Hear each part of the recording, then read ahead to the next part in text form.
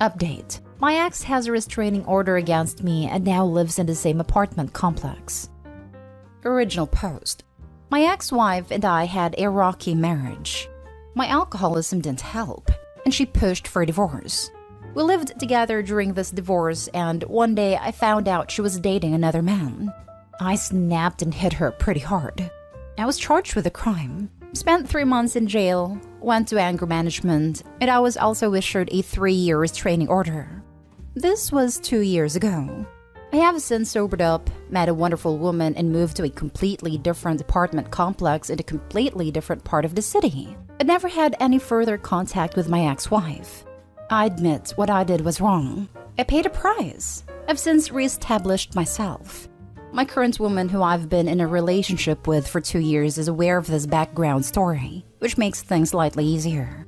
Well, unknown to me, my ex moved into my apartment complex about 5 months ago with her now new husband, who had always lived here, but I did not know this. I saw her in the lobby just before New Year's. She greeted me, I turned shocked and said hello. She asked me what I was doing in the lobby and I said I was just coming in from work. She told me that the restraining order is still in effect and that I need to move out. I tried to reason with her and told her I'd be happy to steer clear of her. I know we don't live on the same floor. I don't even know what floor she lives on. I don't care to know. I told her if I saw her on the elevator, I wouldn't get in and just wait for the next one. But she told me she was going to enforce the restraining order against me. My partner and I literally just signed a brand new 2-year lease 6 months ago. We love the place we live in and wouldn't want to move. And it feels unjust having to move / incur financial hardship because the person I had a restraining order against moved into my apartment complex. The reason why I'm bringing this up is because last night the building management was informed of the restraining order and told us we need to figure this out. Would she really be able to force me out of my home even though I lived here before her? As long as I do my best to avoid any contact with her, which I'm perfectly fine doing, shouldn't that be sufficient? I work a really early schedule, and the fact she was dating this guy and coming over to this apartment complex for the entire time I've been here, and we ran crossed paths, and she's been living here full-time for 5 months and just recently crossed paths. Not sure what to do. FYI, this is New York City. Now for the top advice before reading the update. I'm not a criminal law attorney, but you have some good factors in your favor. You have abided by the order of protection for a long time, 2 years, without incident. You have sobered up and been through counseling. Judges want to hear that stuff. But the best practical advice I can give you is that you should take the lead here. Get an attorney and get yourself back in front of the judge. Tell the judge your story first. If you wait and she drags you into court, you may be viewed with suspicion. Because as others have noted, you're technically in violation of the protection order right now. An attorney in your area will undoubtedly know more about what to ask for. But if you take the lead, the judge will probably be more sympathetic to your cause. Ask for the time of the order to be shortened, out of existence, or that the parameters be redefined so that you can live in the same complex, but that you agree to not have purposeful contact with her. Bottom line, get out in front of this. The first thing you should do is look up your order of protection. Look up the copy you were provided or have the building forward you the copy that she provided them. Do not contact her. If you cannot get a copy, you may need to see if you can see the order by looking at the court copy from the issuing county/court. You should contact your attorney who represented you on the matter involving the restraining order to have the order modified for incidental contact at your home address. In your case, it should be your defense attorney or defense agency who represented you on the criminal matter who can/should help you. Tell them what you've stated on this thread and see what they can do about modification. A 3-year order of protection is odd in New York City/New York State. The typical criminal order of protection is either 6 months, 1 year, 2 years, 5 years, or 8 years, although these orders can be modified by family court sometimes, and DV charges may change the timeline. Family court may also have issued some kind of order of protection independent from the criminal matter order of protection. The distinction is important because you want to make sure which order of protection is still in effect and where to ask for a modification. Now, if you do everything that I mentioned and your attorney tells you that modification is unlikely or impossible, I think that your lease with the building should be broken. Since she's moved into the building, you can't be there without breaking the law, and I don't think that they should penalize you. However, that's probably the next third best scenario for you. Just remember while you're figuring this out, do not contact her. Do not contact her through a third party. If she tries to contact you, do not contact her back. At the time, I had a public defender. My girlfriend has a friend that's a criminal defense attorney, and I'm going to reach out to them. When it came to the restraining order, I didn't put up any resistance. I basically said, yeah, sure, I'll stay away from her. And I meant it too. I have not tried to contact her in any way, shape, or form. And now for the update. The public defender that represented me was no longer practicing in the New York City area, but I retained a lawyer who was a friend of a friend who had experience in this area. My lawyer got references from my protective order, employer, and AA sponsor. Our goal was to get the restraining order modified to a simple no-contact order with no distance requirements, so I could continue living with my partner. I spoke to the judge, told him my story, what I had done to correct my past transgressions. He reviewed my record. We submitted our references. During this time period, I was crashing on a friend's couch as to not violate my protective order. PO said I had paid my fines, followed all the rules, but never once had to remind me of my restrictions and so forth, and said he was impressed with my turnaround. My employer said that I was always early, never seemed to be under the influence or hangover from anything, and even at our company functions was very open and honest about my sobriety and didn't partake in drinking. My AA sponsor said good things about me too. How he was impressed with my maturity and openness in my alcoholism and addiction. Then the judge asked my ex-wife to speak. My ex-wife said she was shocked by my turnaround. She said that it seemed unfair to her to require me to move because she moved into my building unknowingly, and that she no longer felt threatened by me. This was a shock to both my lawyer and I, as I expected my ex to want to keep the protective order in place. The judge said that he wouldn't modify the protective order but lift it entirely, as he felt it had served its purpose and that based upon my references, my testimony, and most importantly the testimony of my ex, that he didn't see how keeping its place was benefiting anymore. He did tell my ex that if she ever felt threatened or in danger because of something I said or did, she could contact the police. The judge then told me his main reason for lifting the order was to allow me to live in my current apartment, but advised it was a good idea to avoid contact with my ex to avoid any potential complications down the road. He reminded me because of my past, it wouldn't take much to get another protective order put in place. I told the judge I had no intention of contacting/talking to my ex, and I was thrilled that I don't have to move and get to stay with my current girlfriend. So over the course of this weekend, I moved back into my apartment with my girlfriend. I'm glad this was resolved. Now for the last story. Update. I, 24 female, got into an argument with my boyfriend, 25 male, over sharing a bed with my mother or sister. Original post. For some context, my mom, me, and my sister are very close. She raised us by herself, so it has always been just us. She's married now to our wonderful stepdad, who I'm also close to, and I spend time with my family whenever I can. After my mom finished her master's a few years ago and got settled into her career, she has made a point to have a girls' weekend once a month, or at least spend a day together. This often entails a small road trip to a nearby town, a theme park if it's during the summer, or during quarantine we just video chat for a few hours and drink wine. Whatever it is we do, my mom foots the whole bill. She says it's her way to make up for not being able to afford much when we were growing up. Our significant others are always welcome to join, but in the past they haven't usually. My stepdad and my sister's fiancé actually get along great, and they have gone fishing during these weekends before. Overall, I love my family dynamic and have no plans on changing it. Now onto the issue. I met my boyfriend about a year ago. We have always gotten along great, and my family loves him. He has joined us on these trips once or twice and seemed to have a good time. Last weekend was a girls' weekend, and we were planning to go to a city about an hour away. We planned on leaving Friday and returning Sunday night. Boyfriend was invited but declined as he had plans. I thought that was the end of it.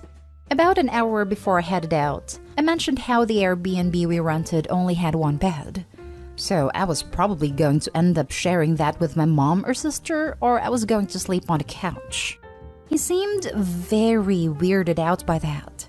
He said something like, "You don't feel awkward sharing a bed with your mom? How can you not see how weird that is? I would never share a bed with my mom or a sibling. Blah, blah, blah." I told him he was being weird and gross, and that they were family. He then mentioned how I often sleep naked, which is not even a decent argument because obviously I'm not gonna sleep naked with my freaking mother or sister. I told him it wouldn't be the first time we have shared a bed, and that he needed to drop it. This resulted in an actual screaming match that went out for like 20 minutes. He doesn't live with me, so I told him to get out and give me his key before I left, which he was reluctant to do. He then told me to just sleep on the couch and none of this would be an issue, which I told him there was no issue, and that it was being weird. I asked him multiple times by sharing a bed with my mother or sister was even a problem, and he wouldn't give me a straight answer. I left. I didn't answer a single one of his many calls or messages over the weekend. I got back Sunday night, but I've only spoken to him once. He is still demanding I apologize and reiterating how wrong the situation was. Is there something I'm not seeing here? Is it actually that weird to share a bed with your own family? Right now, our relationship is in limbo, and I'm thinking of ending it. But I have had a few friends now tell me they can understand where he's coming from, and that I should just apologize and move on because our relationship is great otherwise. Any advice? Now for the top advice before reading the updates. I had an ex that flipped out when I helped my sister, a single mother, bathe her kids when she has the flu. Lost his mind and said it's so gross to see kids naked. And he couldn't believe my sister even looked at her son, an actual baby, naked. Him being weirded out weirded me out. Because at best, his attachments to family are cold and weird. And at worst, because of his own conditioning, he was sexualizing a non-sexual situation. It's gross and indicative of an immaturity you've long since outgrown at 24. I would love to know what he found horrifying about a mother seeing her infant naked. Does he think babies change their own diapers? The heck? How about daycare? Am I a pedo because I've had to change poopy diapers? The man was deranged. He was also a little over 10 years older than me, which made sense because women his age sniffed out how much of a weirdo he was. That red flag made me run. Like, whatever his upbringing was, I can't imagine reacting to something different with horror and rage, and not just like, oh, that wasn't my experience, but tell me about it. How absolutely ridiculous. Have you met his parents? Don't even engage in a conversation regarding this. Tell him he will never dictate to you what you're supposed to feel, and most certainly not to try to make you change how you communicate with your family. This sounds like a red flag though. I've met his family many times. He has a good relationship with both parents and his elder sister. That's what to me makes his reaction so outlandish. It seems so unlikely that he's never shared a bed with a family member, at least when he was younger. But the way he was acting though, you'd think he had never heard of such a thing. I keep thinking about messaging him back or blocking him altogether, but I really want to know what caused him to go so nuclear. It absolutely is a red flag though. It just sucks because I do love him. Small update. When all this happened, I didn't tell my mom/sister because I didn't want to ruin their weekend. Now that people are pointing out that maybe the dude has an incest kink or was mistreated, and I'm freaking out and crying, I called my mom and told her what happened. She's a bit mortified but was able to calm down.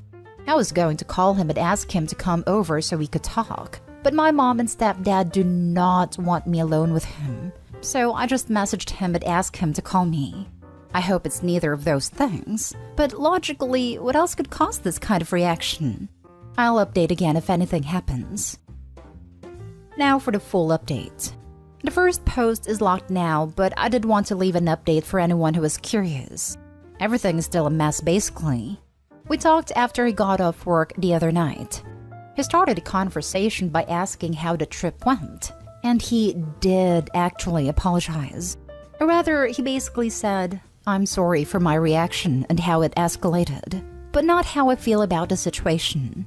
I again asked him to explain just how sharing a bed with my mom or sister was inherently wrong, and if he felt that way maybe because of how he was raised to view sharing a bed. He just kinda doubled down and said no. It was just weird and he could never share a bed with his mom, and could not understand how I was comfortable with doing it myself. I forgot to mention this in my first post, but I actually did end up sleeping on the couch. When I told him this, he said that had I just said that, none of this mess would have happened, and was pretty much implying that this issue continuing was my fault. I was getting pissed at this point, and said basically that sharing a bed was not inherently sexual or intimate, and that him thinking so at all was weird as heck. I point blank asked him if he genuinely thinks something would happen between me and my own mother or sister, but at this point he began to backtrack. He said that was not what he said, and that I was twisting his words, when I absolutely was not. He told me I was disgusting for implying that. We went back and forth on this, until he was like, fine, okay. Maybe I was out of line, but I still think it's inappropriate. But I guess I will just get over it. Can we please just move past this? I told him I had a lot to think about, and that I needed space. After we hung up, I immediately went to bed and tried not to think about it much today. His sister ended up calling me when I got home from work today. We've become really friendly since I started dating my boyfriend, so usually I wouldn't think anything of this. But I pretty much knew it was going to be about the bed situation. Sure enough, it was. He had asked her for advice on how to fix the situation and tried to explain his perspective to it. She said that she told him he was being a dumbass, and very, very weird about the situation. She wanted to know if I was okay, and asked if he had apologized yet. I asked her if they had ever shared beds on family vacations, and she said of course. She's quite a bit older than him. She's in her early 40s and a mom herself, and she helped her parents a lot with him when he was young. She said his behavior right now was weird and gross and totally out of character. She apologized for being nosy, but I thanked her for checking in on me. I didn't tell her about the post, but I did get the courage to ask her if he had maybe suffered from some sort of mistreatment that she knew of. She assured me that she didn't think that was likely, but that she couldn't speak for him. She told me that we needed to talk this out in person and either resolve it or break up, but either way I have her support. I'm really, really going to miss her. Very cool lady. And now I'm here. I don't know if she told him about our conversation, but he agreed to meet with me tomorrow morning. I haven't talked to my family about this because I'm sure they would think it was a bad idea to meet in person with him right now. Regardless of what he is willing to tell me, I am done. This is too much, and I don't know if any explanation is going to be enough to fix this. Thanks for all the advice yesterday, and I'll post a small update after tomorrow if anything does happen. Please meet in a public place just to be on the safe side. I don't know why he keeps doubling down. That's what is so weird. It'll be a coffee shop, not to worry. I think he's doubling down like this because he either realizes he's wrong and doesn't want to admit it, so he's content with arguing, or there's something like a kink or trauma making him react like this. I'm not going to be surprised if he still doesn't back down when we talk tomorrow. But regardless, I'm bringing him the few things he left at my house and breaking up with him officially.